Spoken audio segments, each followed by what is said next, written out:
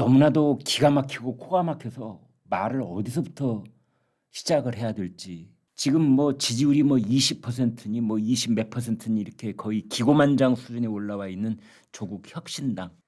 일본의 그 여자 검사가 그 지금 조국 혁신당 1번 이름이 박은정.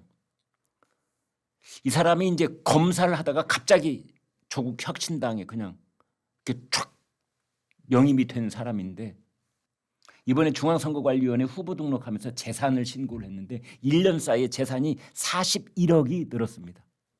41억.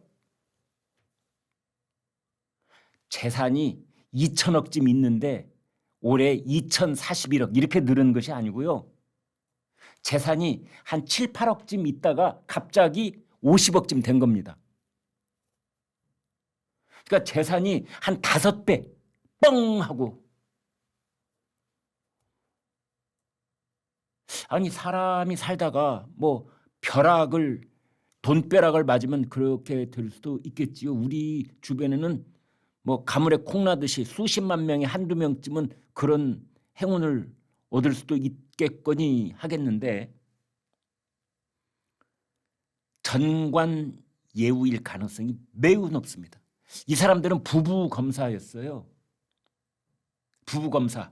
그중에서도 윤석열 대통령 찍어내기, 윤석열 검찰총장 찍어내기에 앞장섰던 친문 세력들의 사냥개 역할을 했던, 검찰을 사냥개라고 불리게 만들었던 그런 역할에 앞장섰던 그런 비판을 받아왔던 사람들이기 때문에 더더군다나 기가 막히고 코가 막히는 것이고, 지금 사진에서 조국하고 나란히 서 있는 저 박은정 검사도 이번에 선거에 나가면서 뭐라 하느냐, 검찰을 개혁하겠답니다. 검찰 개혁.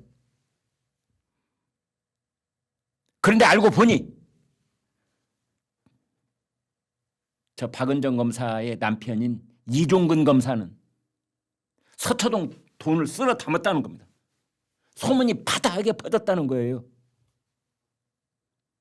알고 보니 41억.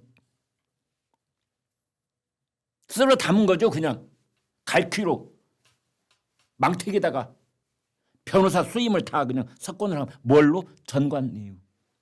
기가 막히고 코가 막힌 것은 기자들이 조국 혁신당이 물어봤어요.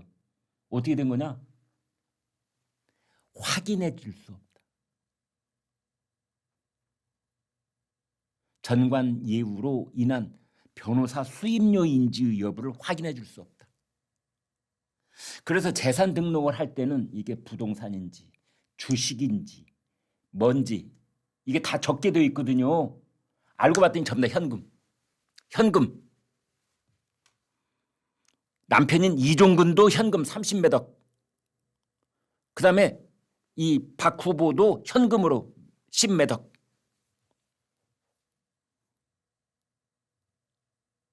현금이라는 건 뭡니까?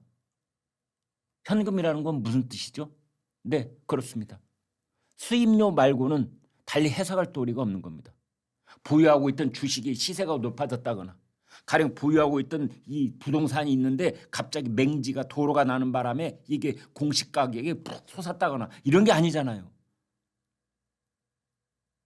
내일 당장 지금 당장 인출해서 쓸 수 있는 현금이 41억이 늘었다는 뜻 아니겠습니까? 이게 무슨 돈이냐? 물었지 않습니까? 직전까지 검사장을 했던 이종근이기 때문에 전관예우 아니냐? 여러분, 그 우리나라 법조에서 개혁 부르짖잖아요. 사법개혁 부르짖고 뭐 검찰개혁 부르짖고, 그 개혁의 첫 번째 숙제가 뭔 줄 아십니까? 전관예우 폐지입니다. 우리나라 법조의 비리의 그 원천적인 씨앗이 어디서부터 잉태가 되느냐? 그게 바로 전관예우에서 시작이 되는 거예요. 무전 유죄, 유전 무죄. 흉악범들이 예전에 그런 말 해가지고 유명해진 말 있잖아요. 왜 그게 되겠습니까? 전관예우, 그 천문학적 숫자의 수임료를 내주고 전관예우의 그 전화 한 통하고 도장 하나가 통할 수 있는 이제 막 옷 벗고 나온, 그래 자기 후배 검사들이 곳곳에 있는 이 검사장 출신에 이것 때문에 얼마나 억울한 피의자들이 많을 것이며 이런 변호사를 쓸 수 있는 사람은 또 얼마나 파렴치하게 법망을 빠져나갈 것이며 이런 카르텔, 비리와 부정부패의 카르텔 그 원초적인 요인을 제공하는 것이 전관예우인 것입니다. 지난 수십 년 동안. 그래서 검찰개혁의 첫걸음은 바로 전관예우의 고리를 끊어내는 것이다. 이거 얼마나 강조해 왔어요. 그런데 알고 보니 조국 혁신당의 비례 1번을 받은 박은정 검사가 41억의 재산이 늘었는데 그 내용이 전관예우로 쓸어 담은 돈이다. 이렇게 되어 있는 겁니다. 지금 이 정당을 찍겠다고 하는 40대, 50대 그 연배의 유권자가 여기 제일 많이 지금 몰려 있다면서요. 그 유권자들께 한마디 묻고 싶습니다. 뭐 신성하고도 소중한 정치적 참정권을 행사하시는 것에 대해서 제가 무슨 말씀을 드리오리까마는 이런 사정을 알고도 조국 혁신당을 찍어야 되겠다는 것인지 이런 사람이 비례 1번인데 이런 사람이 지금 검찰개혁을 부르짖고 있는데 비례대표 2번 조국은 지금 어떻게 될지 모르는 사람 아닙니까? 자녀 입시 비리, 유재수 감찰 무마 사건 1심에서 징역 2년, 2심에서 징역 2년 이제 대법원 판결은 큰 이변이 없는 한 징역 2년형이 거의 확정될 가능성이 99%. 그래도 찍겠습니까? 아니 저는 뭐 정치적인 선입견을 가질 필요 없이 그냥 단순하게 묻고 싶은 겁니다. 이 당의 비례 6번을 받은 외교관 출신의 사람이 하나 있는데 이 사람이 부르짖어 온 것이 뭐냐면 한미동맹은 가스라이팅이다. 이래 왔어요. 가스라이팅이다. 가스라이팅이 원래는 남녀관계에서 많이 쓰는 거죠. 주로 남성이 여성을 뭐 설득도 하고 거짓말로 속이기도 하고 그래서 그 여성이 가지고 있는 어떤 인간으로서의 주체성을 망가뜨린 다음에 거의 노예를 부리다시피 하는 것. 이게 가스라이팅이라고 하는 겁니다. 그런데 이 사람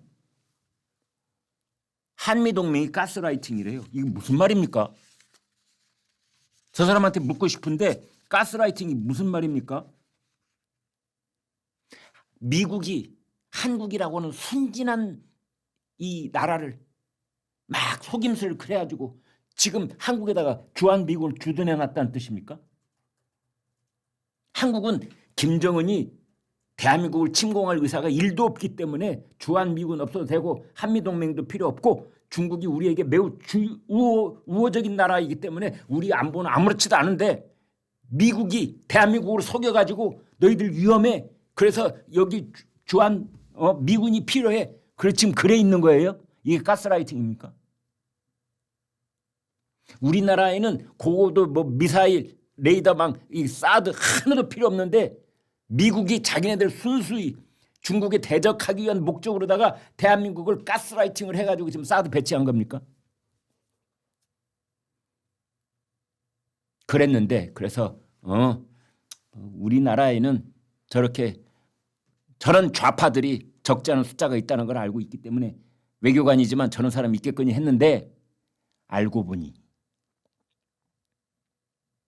저 사람 아들이 미국 국적자랍니다.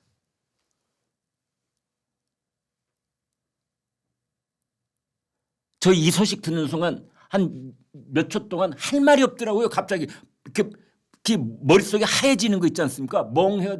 이걸 어떻게 비난하지?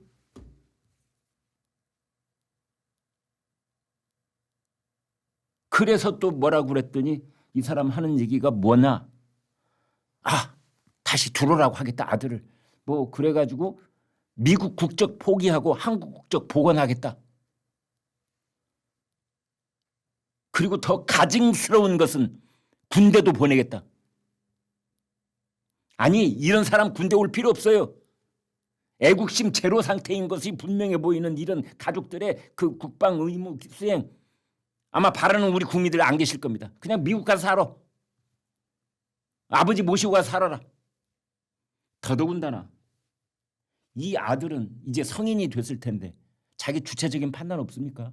아버지가 들어오라면 들어오는 거고 너 한국 국적 복원하라면 복원하는 거고 오로지 그 아버지의 정치적 야망 때문에